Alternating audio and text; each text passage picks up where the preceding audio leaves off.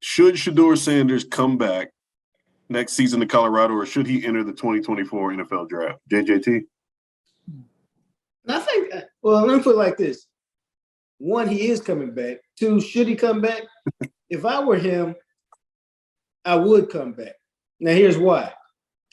Number one, he don't need money. Most people go to the draft right now because I need this cash. It's never going to be available to me ever again. Let me go get it. Well, he comes from money, number one. Number two, he got his own money now. He's a dude making several millions, as evidenced by the fact he driving a Rolls Royce on campus, enough to get it booty. So he don't need the money, so he should come. Two, they will have a much better team next year. They'll go get some linemen, skill position people want to come play with him. And so he'll have a better team around him. And he wants to win a championship with his father. Nothing wrong with that. Because don't forget, they won 2 SWAC championships, but they did not get the big prize, the Celebration Bowl they were after at Jackson State. He'd like to win some kind of championship with his dad next year. And then the last reason, man, is when you go back and you look in general at the most successful quarterbacks in the NFL, they're guys who have thrown 13, 14, 15, 1,600 passes in college. If he plays a normal year next year, he's going to be around 1,700. And what that means is it helps you in the NFL because it means you've experienced a lot in college. You've made a lot of mistakes in college. If I just refer to it as myself, and I teach a class at SMU, and I tell my students this every semester, I go around and I say, hey, how many stories have you written? I don't care where they appear, just how many have you written? And most of them say 5, 10, 15. Some of them say 100. I say, you're competing against somebody like me who, no cap, as the young folks said, wrote 7, 8, 900 articles while I was in college. And so all those mistakes that most people make on their first job, dog, I made them in college. And so what I'm saying is the longer he stays in college, the throws he makes, the coverages he sees, those are all mistakes you can make at Colorado, where it's not nearly as punitive as you make them in the NFL.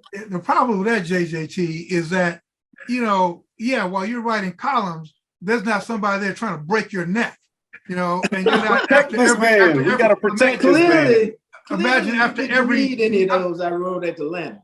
Yeah, after every column or story you write, imagine having your leg broken or your neck, you can't move your neck, or you have to be carried out of the newsroom because you can't walk. So and that's the whole problem, which is another conversation from another day, between the academic aspect of college football and the physical aspect. They really don't mesh. Because he's being well compensated for that pain and suffering. Yeah, but you can never get that stuff back. Shedeur he's taken such a pounding. And to answer your question, Erik, if I was Shedeur, as soon as next week's game is over, I would march to whatever office and declare for the draft. I'm out of here. I don't care how many Rolls Royces I got. I don't have how much money I got.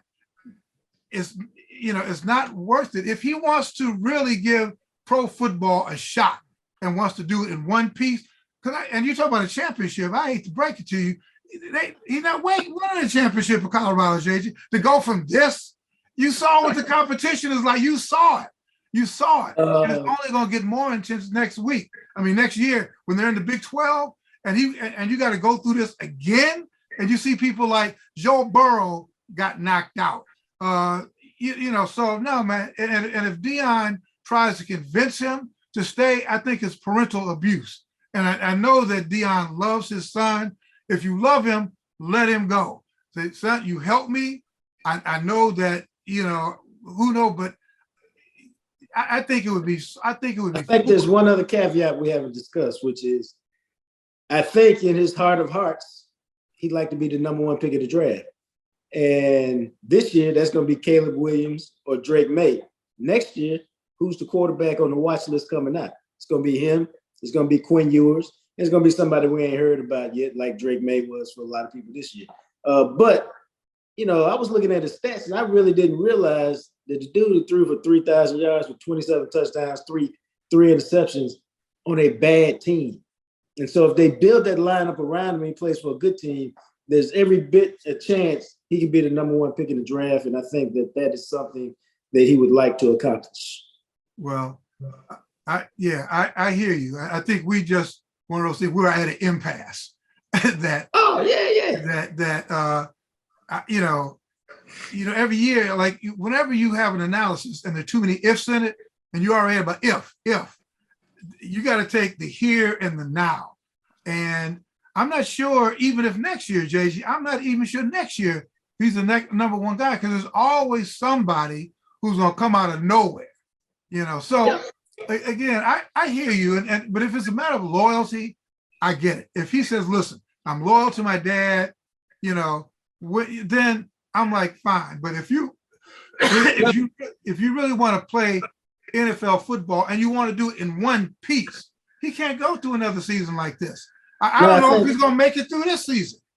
Well, no, I think that's the point, which is they will get to the offensive line to a point where it won't be like this year. And then some of that's his fault. Whether you're in the college or whether you're in the NFL, you can't hold the ball as long as he's held it. And he knows this. I'm not breaking any news. He'll tell you he holds the ball too long. His dad will tell you that. Every coach will tell you that.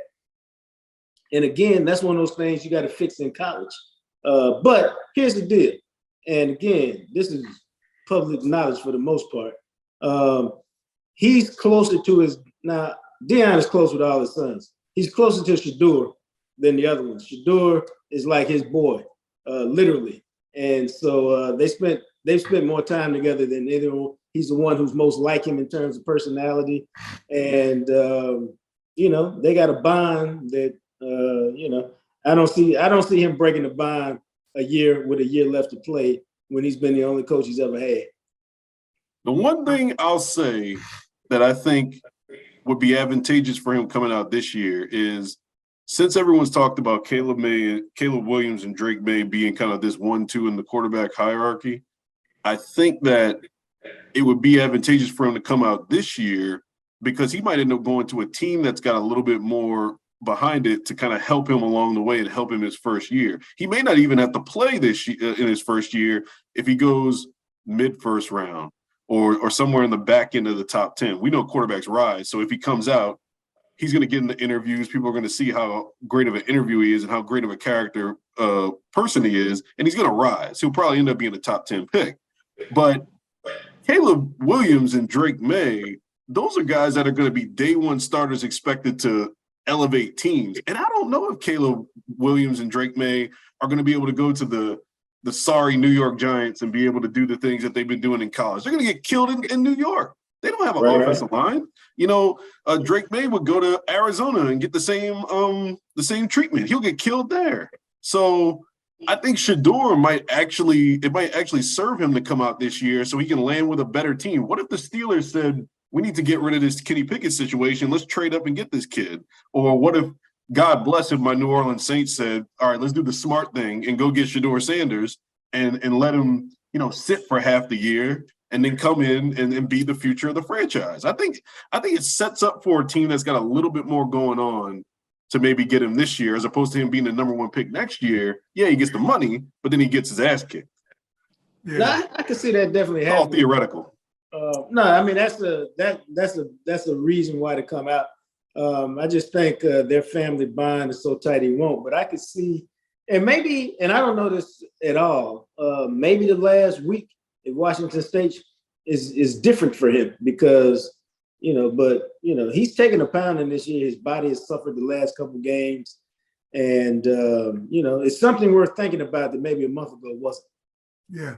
Yeah, and you raised a great point, Erik, in that the best landing spot, you're right, you want to be number one, and that's what Caleb's father was talking about, why he wanted to do away with the draft, because why should I work this hard to be number one and go to the Chicago Bears, as opposed to going somewhere in the middle of the pack where you can play behind and push a guy like Pickens or somewhere else. So maybe you get lucky enough to get drafted by the Ravens, where you could play behind, Lamar for a few years. I don't know. So I'm just looking at it. I know, JJ, you keep talking about the family bond, which clearly is very important to them. That's very important. That may trump, getting his body broken in two. But if I'm saying if his goal is to really have a legitimate shot at the NFL draft and going in there healthy, I don't think he can go through another year like this. And I know what you're saying. Maybe Colorado will get the Travis Hunter of offensive linemen, or the Travis Hunter defensive line. Yeah, that would be great. I just don't know, given what we see, do you really realistically think it's going to be a 1-year transformation where they're going to be able to beat, look at that Big 12 schedule. So I don't know. I don't know. I just think he got to get out of there. Maybe bring Deion with him.